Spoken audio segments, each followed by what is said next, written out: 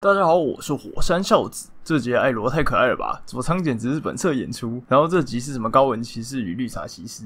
本期影片将会带各位了解第6集动画的相关补充及心得看法。身手矫健长发女是怎样的都市传说？为什么长发女是粉红色？星球使用金属音效的理由？招财猫片尾其实暗藏漫画附录剧情。开始前可以先订阅我的 YouTube 频道，我会每周上传相关影片，也会不定时推出相关主题人物志。如果觉得影片不错，欢迎使用超级感谢支持我喝几杯咖啡，让我能继续爆肝。那我们话不多说，立刻开始。延续上一集，小桃与二卡伦的关系开始产生微妙的变化，两人开始了让人心痒痒的互动，不断想要见彼此，却又不断错过。而在终于见到彼此之后，又吵了起来，而这都只是害臊的一种表现。接着，新角色艾罗登场了。小桃在微妙的少女心及想守护二卡伦的想法下，用超能力拿脸盆砸艾罗。艾罗因此怀恨在心，并开始制造小桃的谣言，并准备了奇怪的书籍与十字架，想借此对抗小桃及其手下。沉浸在自己救世主角色之中的他，却没有发现，故事即将进入的是属于他的篇章。那我们首先来聊聊身手矫健长发女是怎样的都市传说。身手矫健长发女最早出现的传闻不可考，只知道传闻是从讨论区的留言中蔓延开，而第一次出现在电视上是2022年的这个电视节目。对其描述主要为穿着红衣，左臂上有着伤痕且看不到眼球的叙述。据说目击地点多在高楼及屋顶等高处，并且行动非常灵活。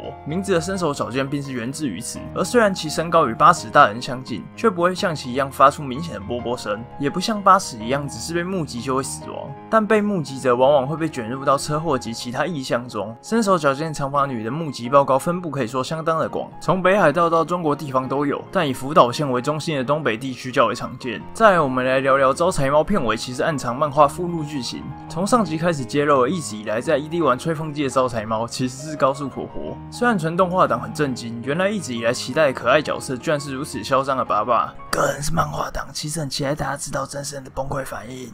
而这首招财猫的片尾画面其实暗藏着漫画附录的剧情。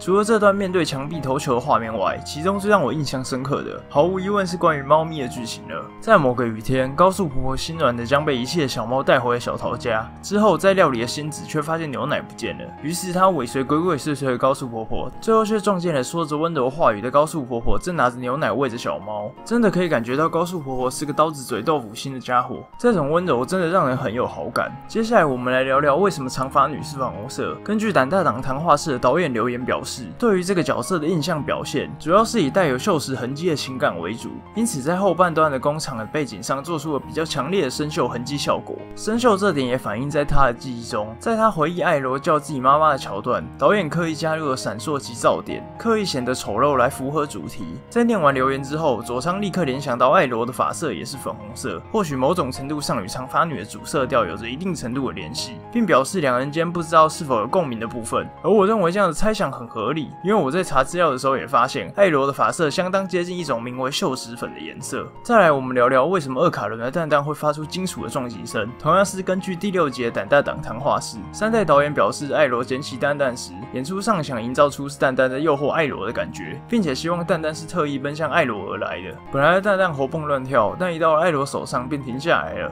在蛋蛋为主的镜头也小声的加入金属长音，是为了让蛋蛋看起来像是有感情一样制作的。原本会选定金属音效，主要是因为外形十分贴近真实的金属。而佐仓绫音在听完这段留言后，表示他觉得有自己的意志加上金色球形的外形，让他想起某魁地奇里面的金探子。顺带一提，上课完蛋的画面是动画制作组原创的，真的有够不妙的。最后我们来聊聊关于胆大党故事逻辑的一些看法。我其实觉得胆大党的角色描述方式很有意思，因为多数的角色刚登场的时候都有比较负面的形象，不管是小桃、二卡伦、高速婆婆，或是后来的艾罗都是如此。可是，在随着这些角色经历一趟趟荒诞却又情感深厚的旅程后，却又会渐渐喜欢上他们。我觉得这些角色就像是不知道要怎么推坑胆大党一样，如果要简介给朋友听，一不小心可能就会变成喜欢超自然的少年跟相信幽灵的少女一起找少年失去的蛋蛋的故事。乍一听之下可能会觉得很怪，可是一旦入坑开始看之后，反而会被说服，并接受那些有点莫名其妙的展开，然后乐在其中。我想这样的叙事方式，就像作品一直以来所想传达的一样，只要试图去理解，或许我们能更同理对方。只要试着跨出一步，蛋蛋也能成为黄金。别把人家的蛋蛋当成宝啊！那么我是火山孝子，不知道大家对这集有什么看法呢？你觉得艾罗可爱吗？你觉得蛋蛋有什么感情？欢迎在底下留言分享。喜欢影片的话，也别忘了按喜欢。有兴趣也欢迎到我的 FB 专页看看哦，会不定时分享资讯以及我的一些看法。我是火山孝子，我们高速再见。